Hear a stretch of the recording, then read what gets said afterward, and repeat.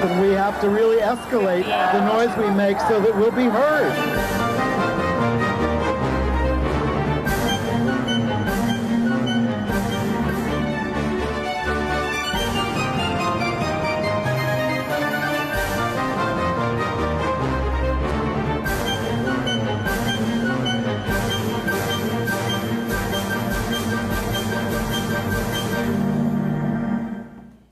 Welcome to GayUSA. I'm Andy Hum. I'm Ann Northrup, and we're taping on Valentine's Day. It probably is not Valentine's Day anymore where you are, but it is here right now as we're in the studio. And since we don't have Valentines and are not each other's Valentines. We have lots of love in our lives. We do, but I want to do a little Valentine's shout out to my friends Katie and Jen, who I had dinner with last night after not seeing them for a while. They're two of my favorites. We have a little picture of me with them. And what's cute about this is they've been together for a long time, but they give me credit for introducing them, which was entirely accidental. 13 years ago, I asked them to play golf with me, each of them individually. They didn't know each other. They met while we were all playing golf and fell in love. And picture number 2... Matchmaker, matchmaker, make This is what happened next. So Katie, Brady Rudolph, Jen Rudolph. Katie's a crackerjack golf pro, teaching pro who has a very famous protege, Mega Gane, who has become quite the star. And Jen, a crackerjack lawyer. And congratulations to you on all your time together on this lovely Valentine's Day. Ain't love grand? It was a blast to see you last night. Now, the news. Well, you probably saw this week that Trump has vowed to support aggression by the anti-LGBTQ Putin regime. Yeah, he hasn't specifically mentioned Putin's homophobia, but we know that that's part of it. He's down with it. Yes, exactly. And Republicans in general are attacking a lesbian nominee for the federal courts as a Marxist. They made that up. Democrats, meanwhile, are issuing a report on the GOP House obsession with attacking LGBTQ rights. Transgender Floridians are under siege, and they had a statewide protest about the cruel new Department of Motor Vehicles requirement. Book burning is getting real in Missouri politics. We have the video to prove it. Ohio retreats a bit from thwarting gender-affirming care for adults. Here's a heartbreaking story. A gay man in Tampa who was shot dead by a neighbor after weeks of anti-gay taunting by this neighbor is not getting justice. The police union in New York City loses a challenge to new guidelines for policing protest. Really shameful. We have pictures of that, too. The memorial service for trans leader Cecilia Gentilli brings out a packed house of stunned mourners. Steve Ostrow, the founder of New York's famous Continental gay bathhouse back in the 60s, and a gay pioneer in Australia later, has died at 91. That was quite a place, I hear. You went there. I did not. It was quite a story about Steve. Yes.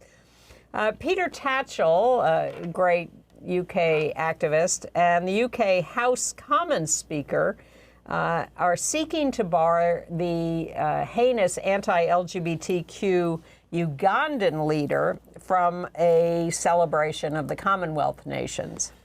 We have some progress to report for transgender people in Japan.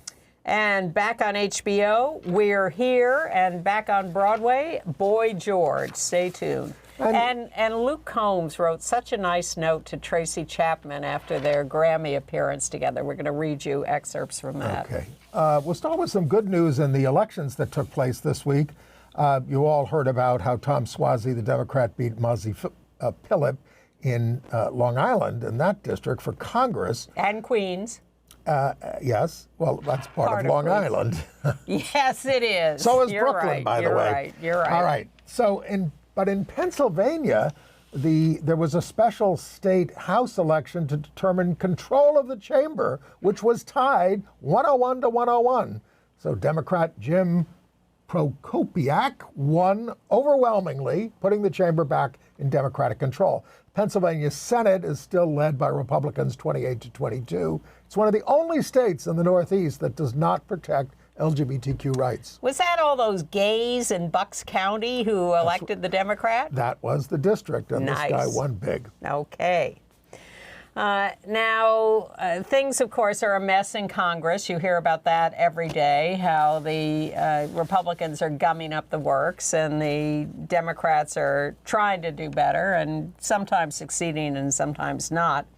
But the Congressional Equality Caucus, which is the LGBTQ members of Congress and allies, a nice big group, have put out a new report called Obsessed: House Republicans' Relentless Attacks Against the LGBTQI plus Community in 2023. Just in case not everybody is watching GayUSA, and they need an update on all the attacks in Congress. Well, it is absolutely obsessive. They always want to put anti-LGBTQ amendments on non-related bills. The House and Senate Republicans this week filed a bill to ban trans women from the U.S. Olympic teams ahead of the Paris Games. And in April, the House passed one House bill banning trans kids from school sports already back in April. So that, now they want to extend it to adults. It's so interesting, the hypocrisy of when they support states making their own decisions or the U.S. Olympic Committee making their own decisions versus when they think they get to make the decisions.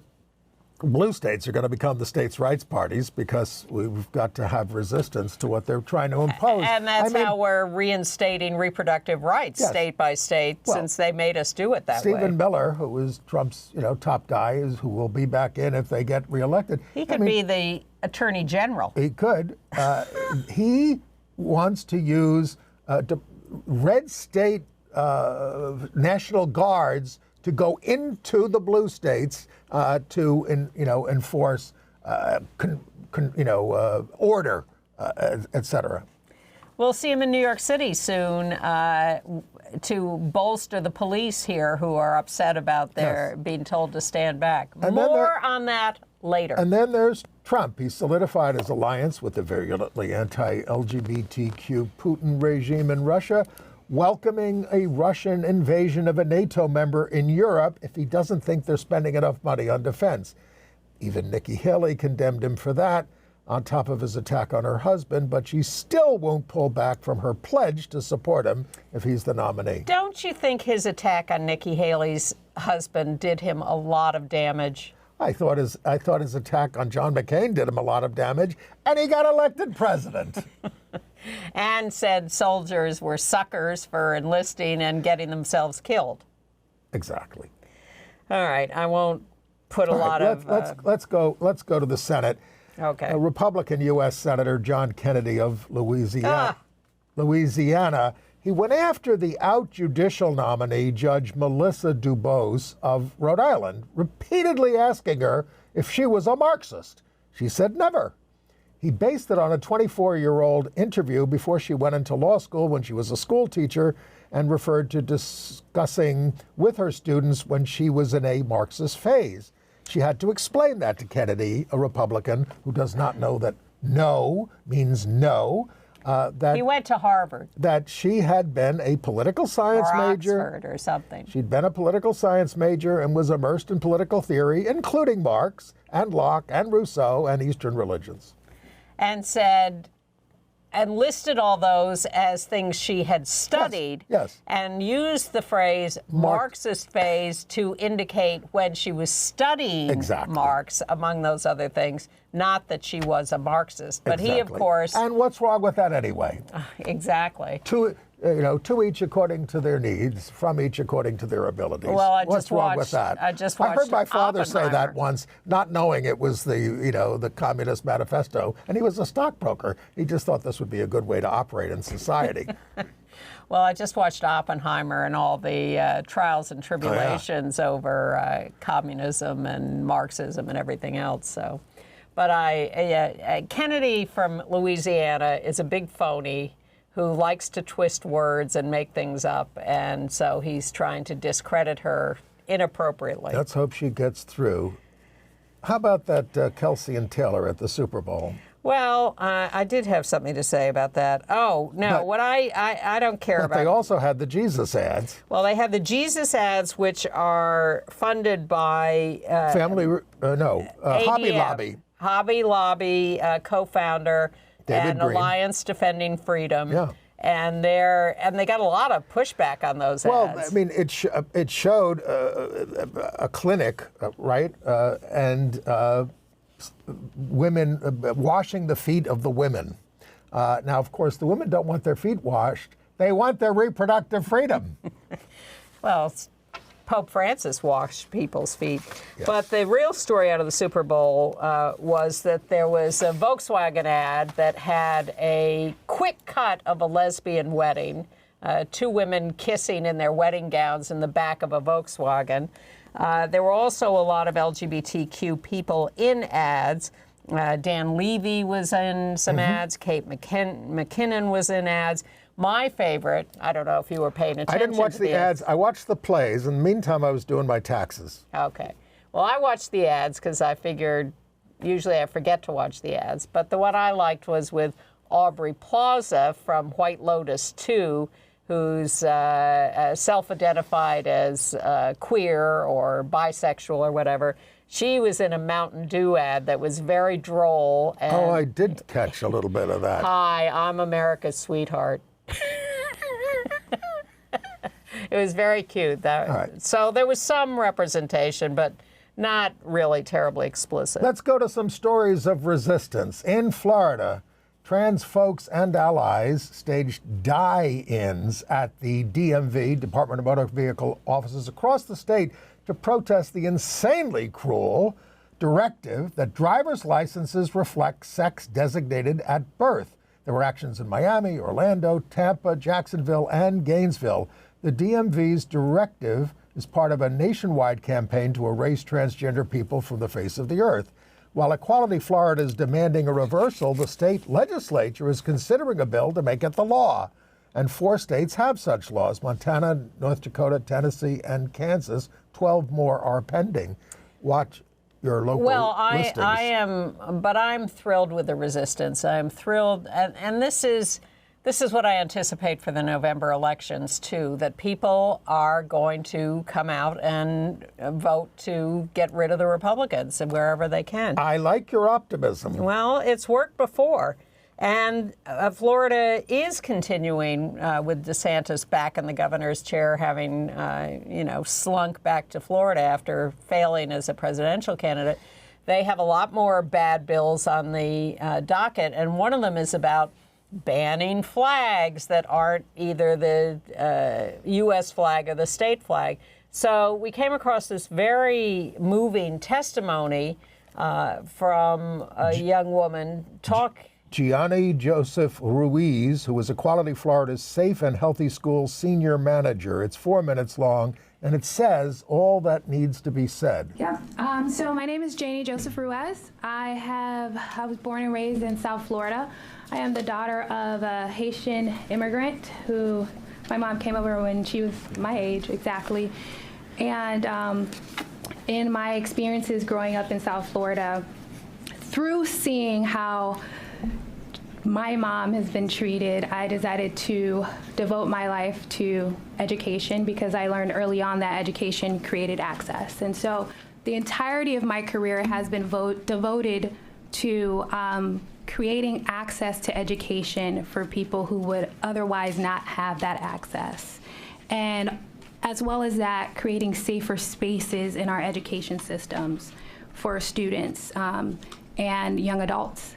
And so I have worked with Equality Florida specifically for several years, supporting school districts in implementation of policy. I've sat down with superintendents throughout the state from Miami-Dade, Broward County, all the way up to Duval. And I can tell you right now, hearing this bill sponsor say things like, we hadn't considered that. And I'd be happy to discuss it. And just to hear the fast and loose approach and the vagueness of this bill, I can tell you personally in my conversations with teachers and superintendents and folks who are actually on the ground having to deal with these laws, that the collateral damage from bills like this has been extensive.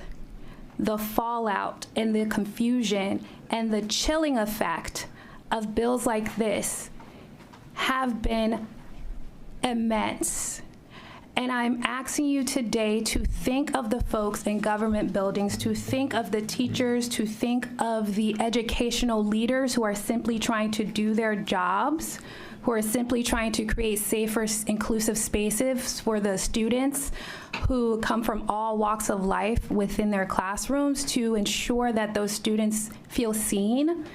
Think of those folks. A flag is simply a symbolic gesture. And when a school district flies it, when you walk into a teacher's office and they have your culture's flag or an LGBT flag or a flag of a typically marginalized identity, it is a symbolic gesture that signifies to that student, that employee, that we see you, you are heard, you are invited to the table, and we care. Nothing more than that. So I want to ask you, what exactly are we trying to achieve with this bill? Are we going to accelerate graduation rates for students? Are we going to increase academic progress for our students? Are we going to make teachers feel more involved and supported in the classrooms? No to all of those questions. We are simply going to add to the chaos and the confusion that our teachers have had to deal with. Right now in Broward County, they're getting ready to close down dozens of schools for lack of enrollment because students are leaving and going into charter schools, private schools, and leaving the state. We are losing teachers at an alarming rate, and bills like this are not helping us. So I ask you to think about the people on the ground who will face the real impact of this, the decisions that are made in this room. I face those people every day, and they are going through it. Please consider those folks, and please remember that what happens here are going to impact the students who have to walk into that classroom every day, unsure of whether they can be seen or be vocal about who they are. Thank you. If only people would listen. Well, first of all, if we keep immigrants out of this country, we're going to lose their children like that, who are so important to the future of this country. And that just makes me furious. But chaos and confusion in, wait, where did I have that? In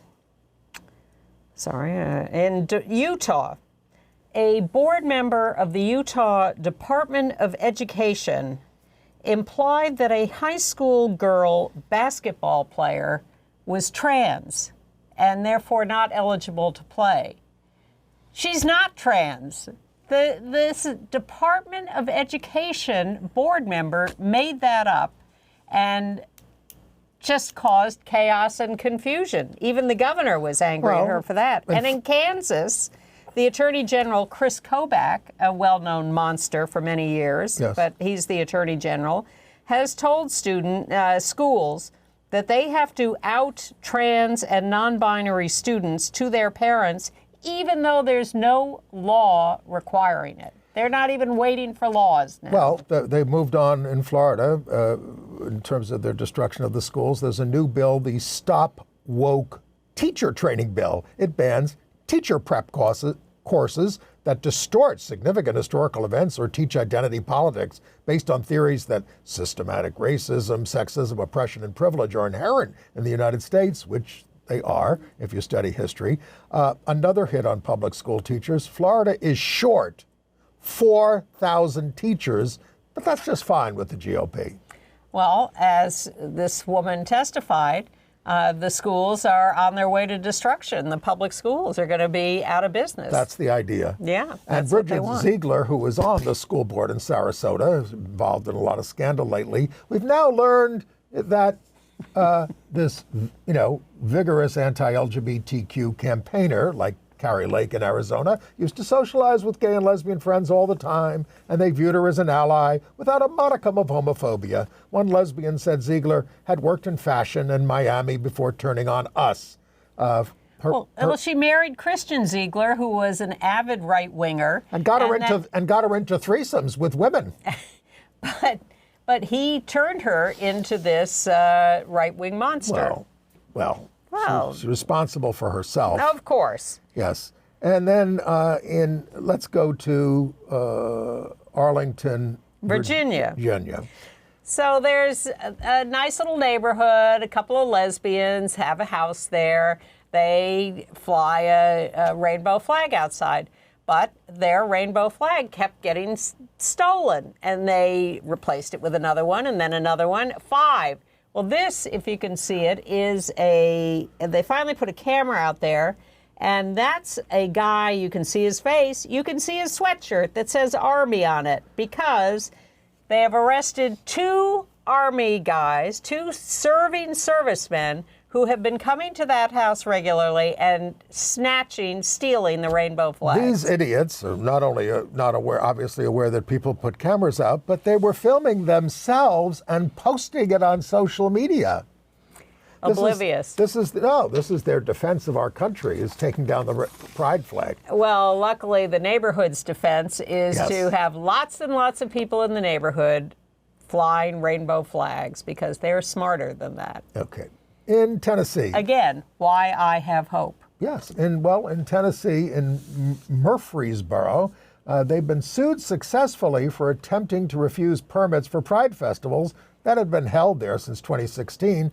The city had passed an ordinance in 2022 updating community decency standards to deny permits to the Tennessee Equality Project, or the ACLU. They filed a federal lawsuit and reached a settlement awarding $500,000 to Tennessee Equality and properly consider future permit applications from groups like the ACLU. This was all about drag shows at these events, which they, of course, define as sexualizing children. Yes. I've never understood that. How could they claim such a thing?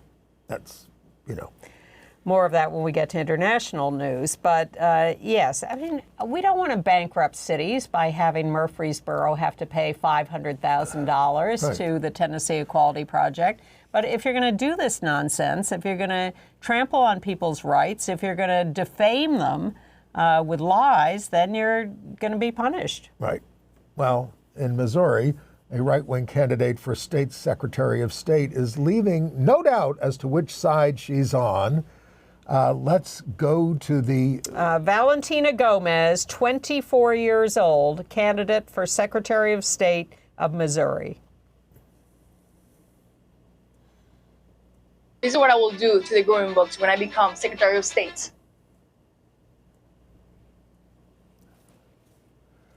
These books from the Missouri Public Library, when I'm in office, they will burn.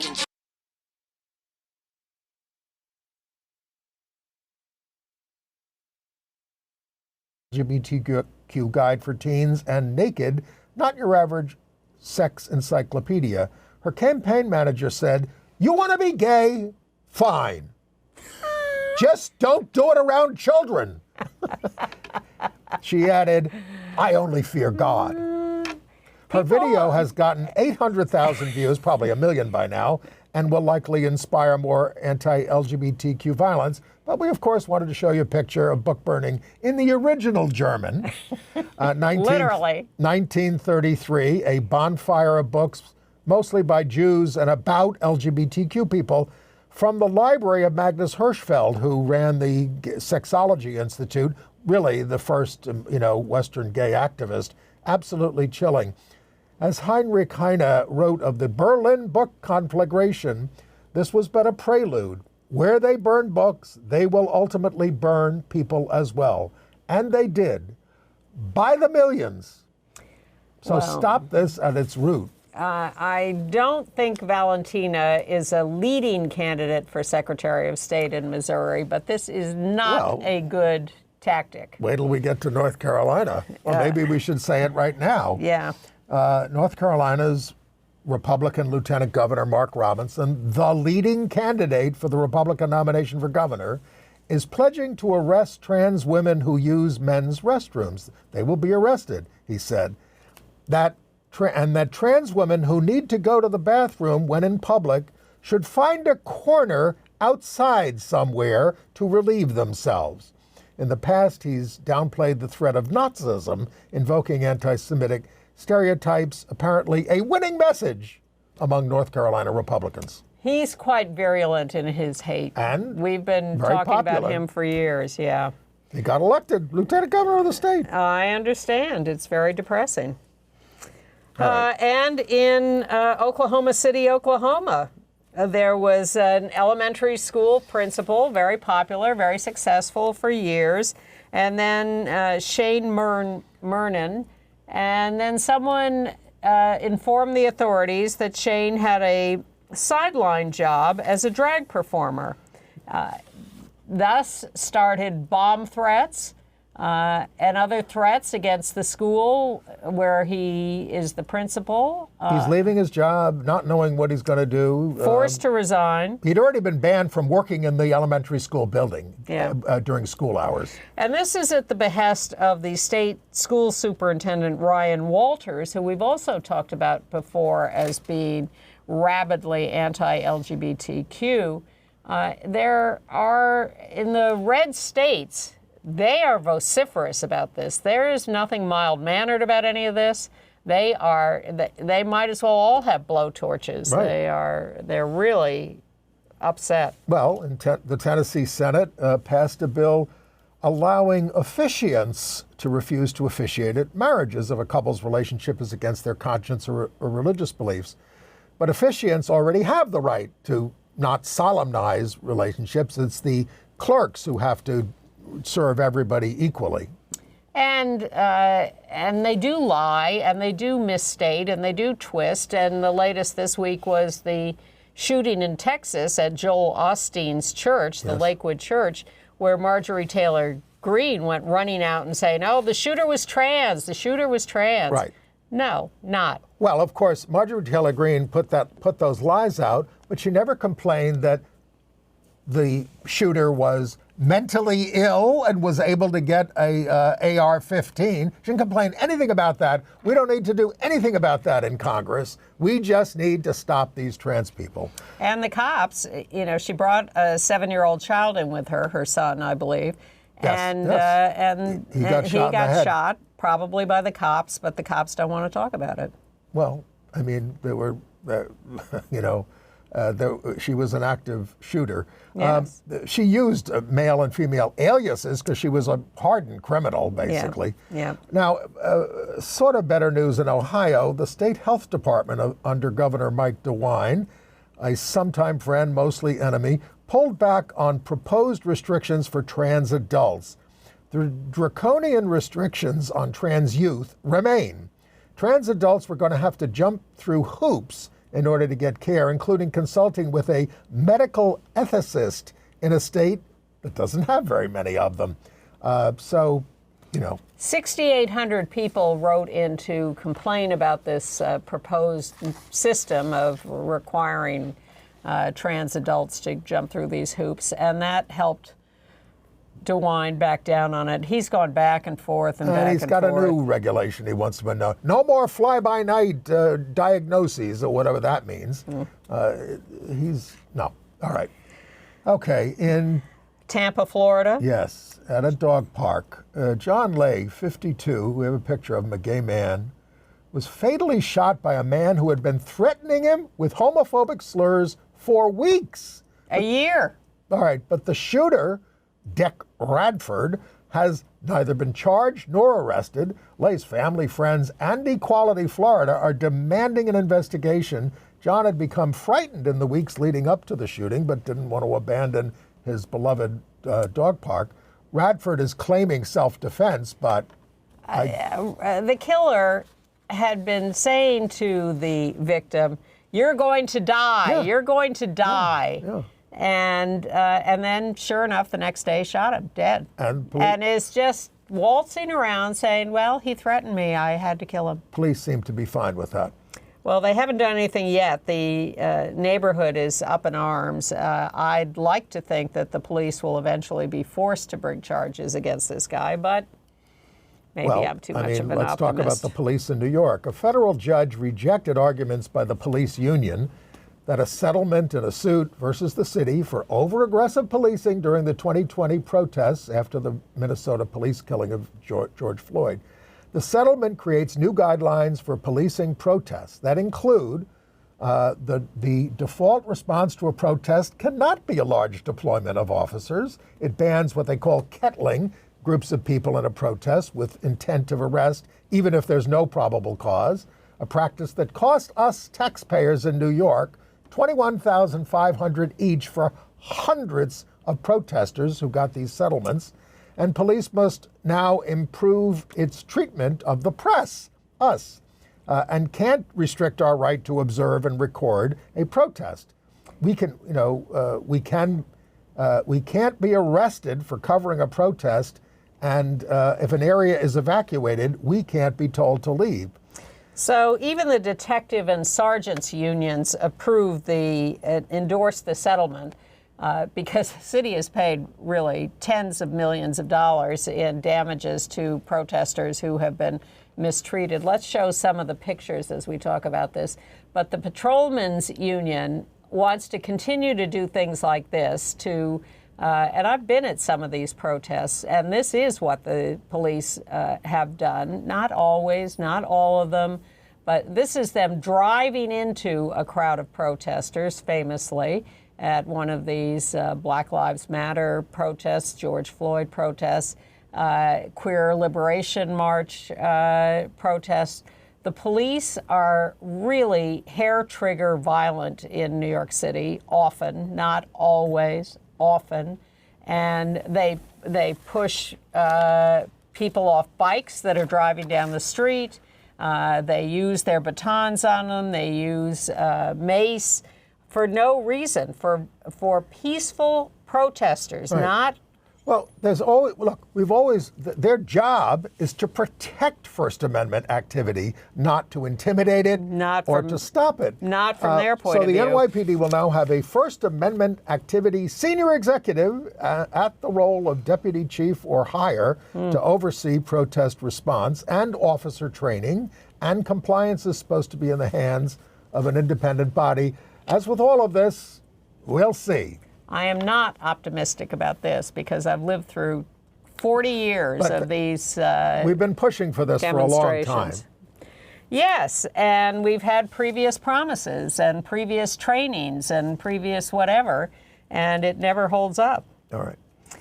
All right, well, one protester who is not getting any payments is in fact being charged with restitution. Stephen Miles was convicted for his part in the January 6th demonstrations. Now, this is not a gay man, and you may be wondering why we're doing this story. He is a star of gay porn films, so we thought some of you might be fans of his. Yes.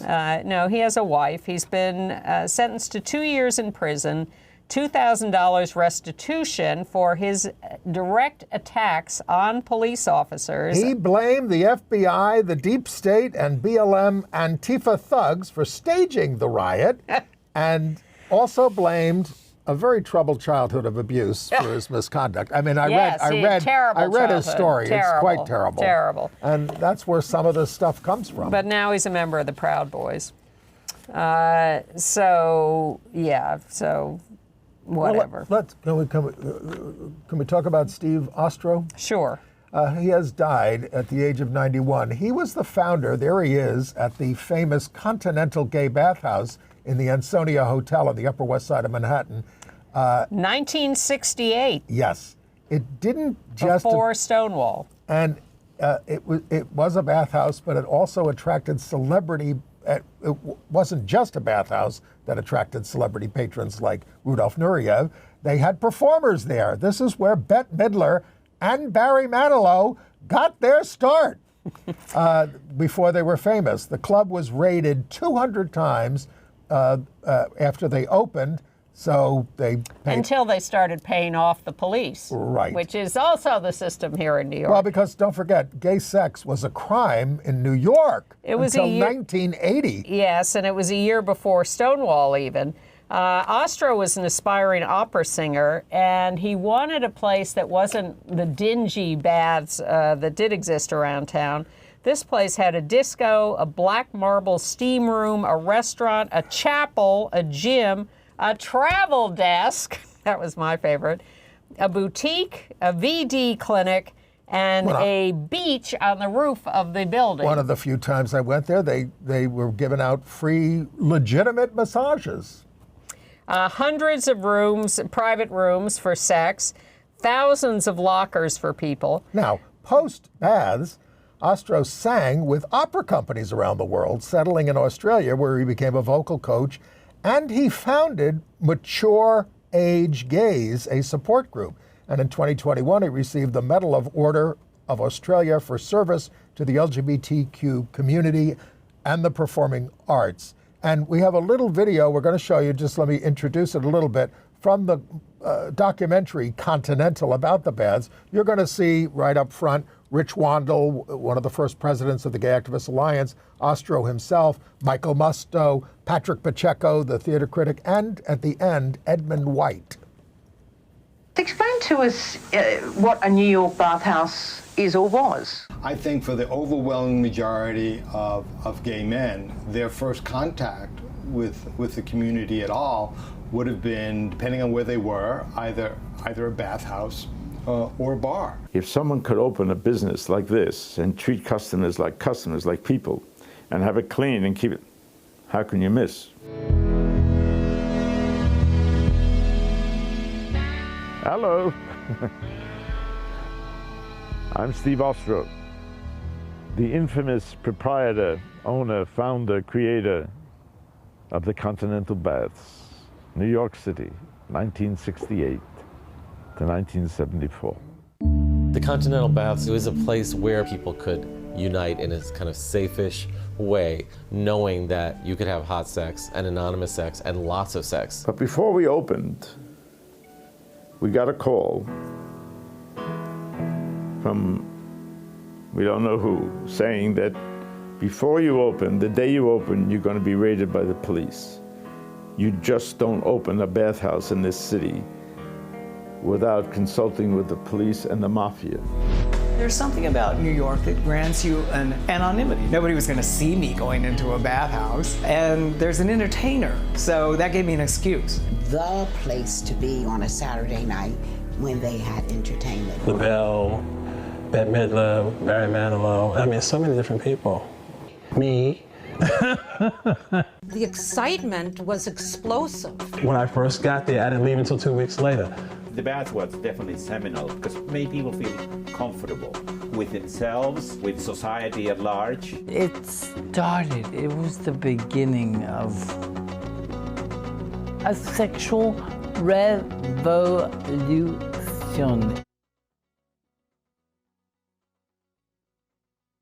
How many times do you think you went? Probably 10, maybe more. I tend to underestimate how many times I went to places like that. Edmund White. Okay. Larry Kramer was quoted as saying, "I think the Continental Baths changed things more than Stonewall did. They were clean, and you could talk to people, and Bette Midler sang to you." That's true. Yeah. All right, staying in New York City, there was a packed memorial for trans leader Cecilia Gentilli the day after her death. This was at the Judson Memorial Church. We have two pictures from Donna Acito, our friend, showing the altar erected to Cecilia and the stricken mourners. Her death came at a great shock at only 52. We still don't know what the cause of death was. The speakers at the service spoke not just of her fierce leadership, but her personal generosity and reputation for giving back to the community and creating family in the trans community, which she obviously did. Another public service is planned for today when we're taping in Brooklyn at Madison Street and Bushwick Avenue with a going home service at, are you ready? St. Patrick's Cathedral on Thursday, February 15th, intended for the family. No going home service for me at St. Patrick's Cathedral. Thank you very much. You will have nothing to say about it. You'll be dead. You're throwing me in a dumpster. That's all I want. Okay.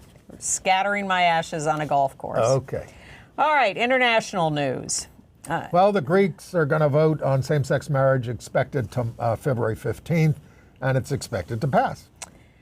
And in Ireland, the Irish Competitive Dance Organization for Irish, dancing has rejected a proposal to ban trans participation. They said they will remain inclusive.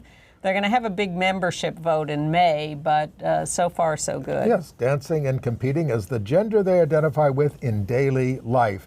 In Yemen, the Houthis, the ones attacking shipping in the Red Sea these days, they sentenced 13 people to public execution on homosexuality charges. Another 35 have been detained on such charges.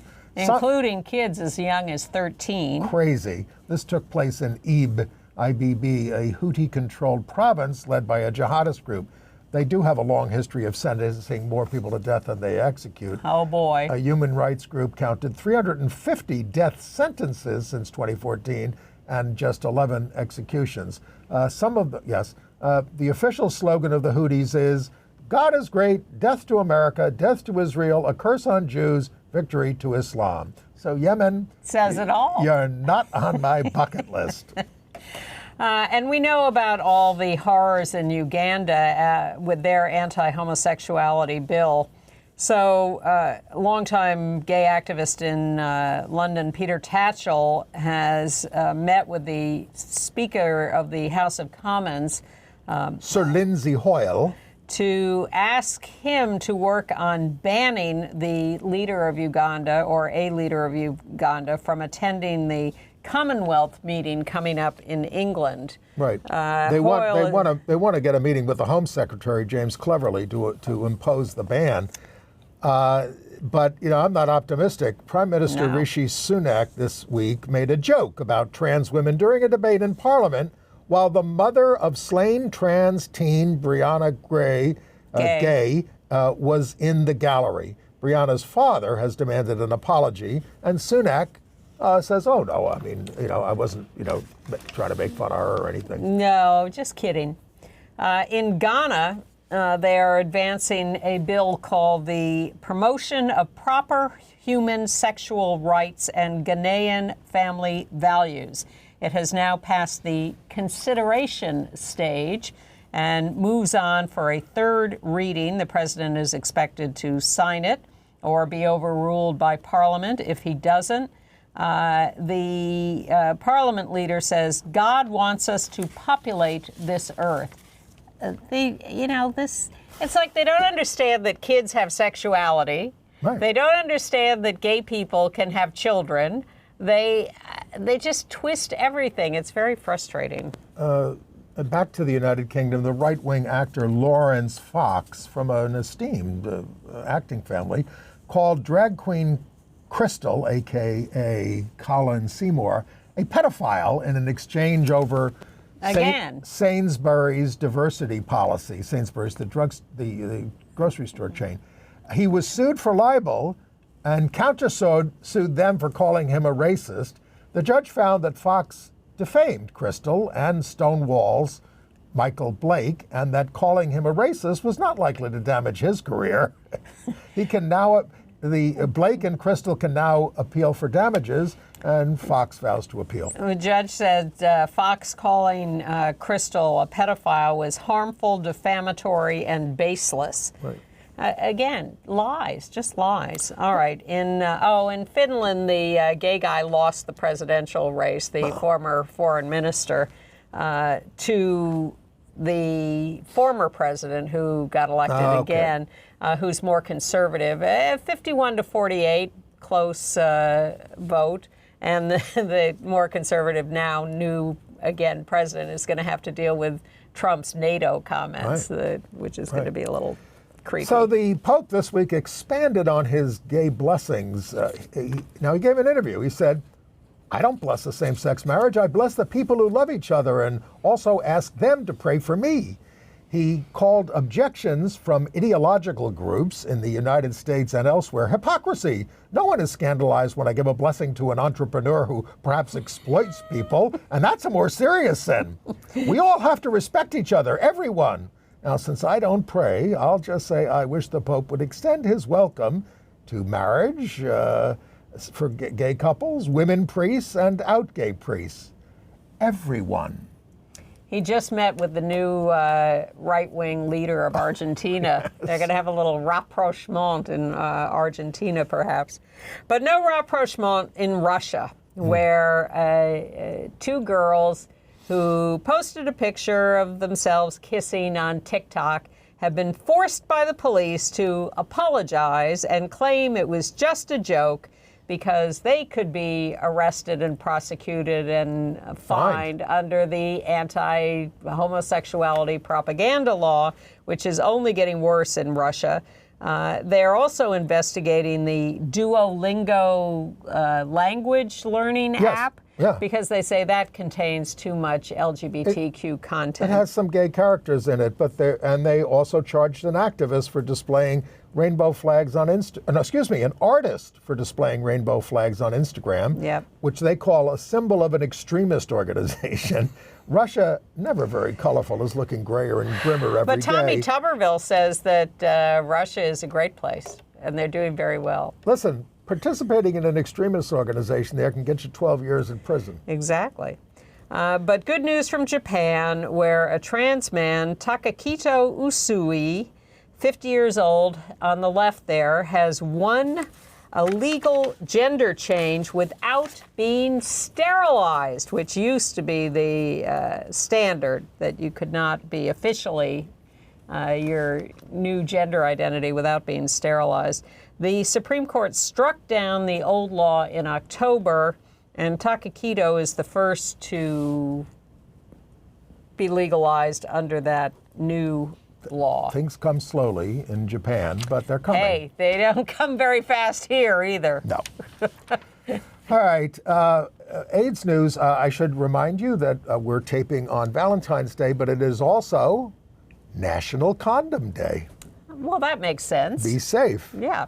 Yes. Okay. And protect yourself from STIs. Yeah. Our friends at Broadway Cares, which responds to all kinds of humanitarian disasters worldwide, not just AIDS, made donations of $200,000 each to Doctors for the World and the International Rescue Committee to relieve some of the misery in Gaza these days, prompting a rabbi named Erica Gerson to complain that I gave money at the theater to the red buckets, for this, and it was misrepresented.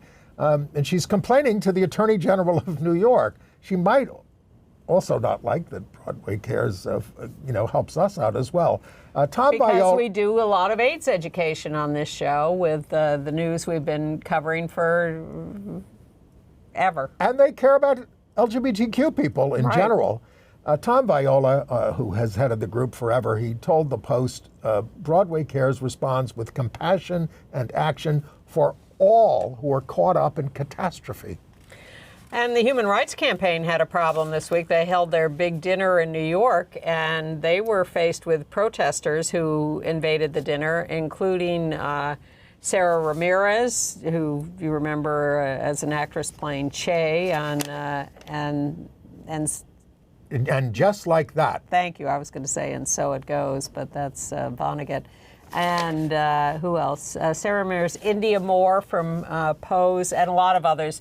They came in and interrupted the dinner, shouting that that HRC should be giving more, should be calling for a ceasefire in Gaza. Well, I mean, even the president, who was, been standing obviously by Israel from the beginning of the catastrophe there, is saying, don't invade Rafah. Is it? Now, without protecting civilians. Well, they told all the civilians to go to Rafah, and now they're bombing Rafah, and that is upsetting to people. The protesters also said to HRC, you should not be taking corporate sponsorship from military contractors like Northrop Grumman, which gives me the opportunity to say no connection to Northrop Grumman. We're all brothers. None. We're all brothers and sisters. No, Ann. I think there are a lot of people who assume that I am somehow familially connected, and I am not. So I don't think they should be taking money from Northrop Grumman either. And I'm not related to Daniel Hum, the most famous Hum at 11 Madison, so don't ask me for a reservation. Okay. Which takes us to entertainment news. Okay. All right. Well, we wanted to follow up on the Grammys last week and the really brilliant and heartwarming performance by Tracy Chapman and Luke Combs of Tracy's hit from long ago, Fast Car, and Luke's redo of it this last year, and that became a huge hit. After the Grammys, Tracy's version became #1 on iTunes, which was very after all these lovely. years. Yeah. So Luke Combs put up an Instagram message that said it's still written to Tracy, saying it still feels unreal. Thank you for letting me be part of your moment. Thank you for your impact on my musical journey and everyone else's. I hope you felt how much you mean to the world. We're all in awe of you, and I was just the guy lucky enough to have the best seat in the house.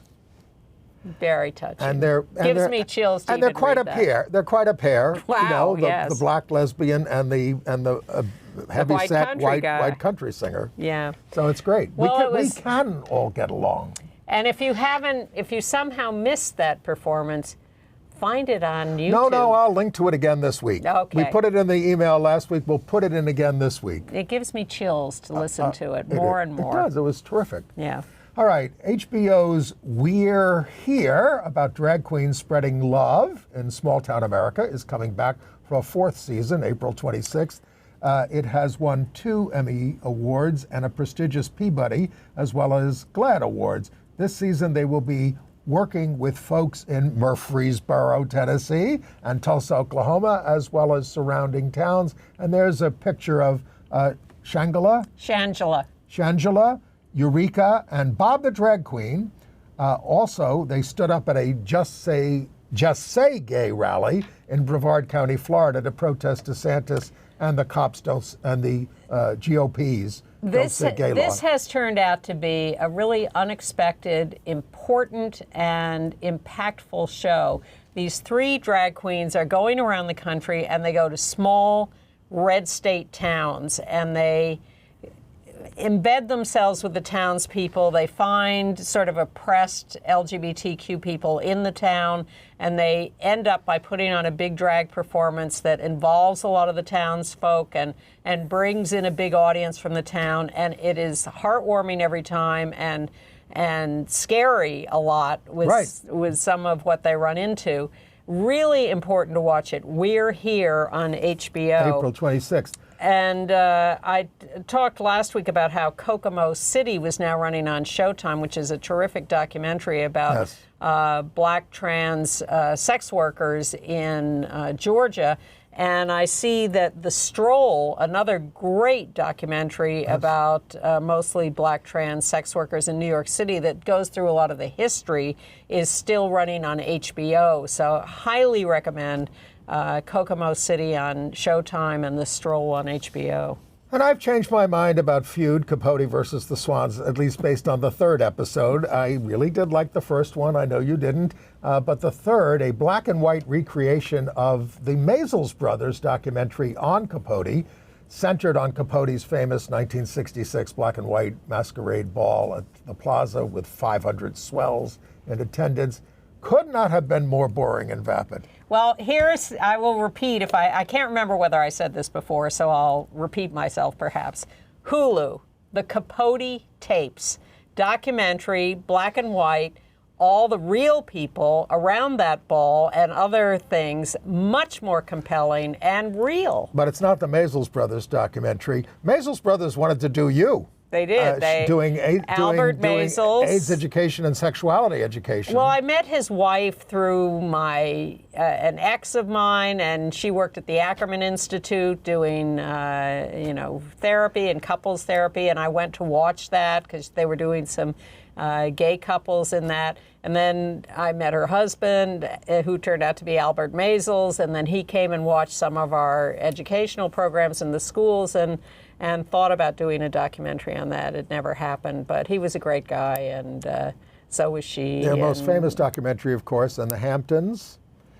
Grey Gardens. Grey Gardens, which was turned into a musical. All right, we have Broadway. 3 minutes. All right, Boy George is back on Broadway. The Capote tapes on Hulu. Boy George is back on Broadway after a 20-year absence. He was in Taboo years ago, taking over the lead role in Moulin Rouge as the impresario, originated by Danny Burstein, who won the Tony for it. George will be integrating some of his Culture Club songs, because that's what the show is, a bunch of pop songs. Hannah Gadsby has a special coming back to Netflix on March 5th, where she is basically introducing a lot of queer comics, 7 of them.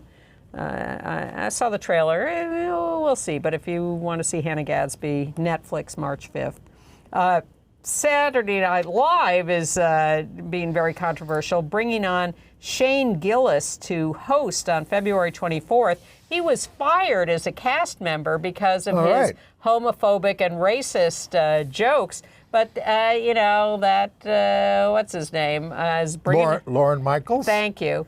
1 week he has Dave Chappelle on stage at the end of the show, and poor Bowen Yang is off in a corner trying to avoid having any contact. When I was a page at NBC, I complained about a homophobic joke in 1977. Wow. During the rehearsal. Yep. And news from Billy D. Williams' autobiography, newly out. He says, Marlon Brando propositioned me at a party. I said, I'm not into men. Now 86, he himself said in 2019 that he sees himself as feminine as well as masculine, and that he spent his life around gay people, including, he said James Baldwin was his dearest friend. But he told the bisexual, Brando was out about being bi, he wasn't into guys. But whatever you are, you are. Past Lives, one of the Oscar Best Picture nominees, is running on Showtime. I liked it because I like Greta Lee. It is, some people find it a little slow and pointless, but I was in the mood for it. It's one of those movies you really have to be in the mood for and be willing to go with. I was, so I liked it. I also saw, as you have, American Fiction and Oppenheimer. They were okay. Oh, they were okay, Ann Northrup says. GayUSA. Well, what'd you think? I liked American Fiction. I mean, there were parts of it, and it has more gay content than you would expect. Yeah. Yeah, played by Sterling K. Johnson. I didn't hate them, but I wasn't jumping up and down. I liked Oppenheimer actually more than I expected to. Yeah, 3 hours long. Well, I also liked the TV series. All right, that's the end of Valentine's Day. We love you. Thanks for watching. That's right. And I'm on jury duty next week. Rob Shooter will be here. Bye.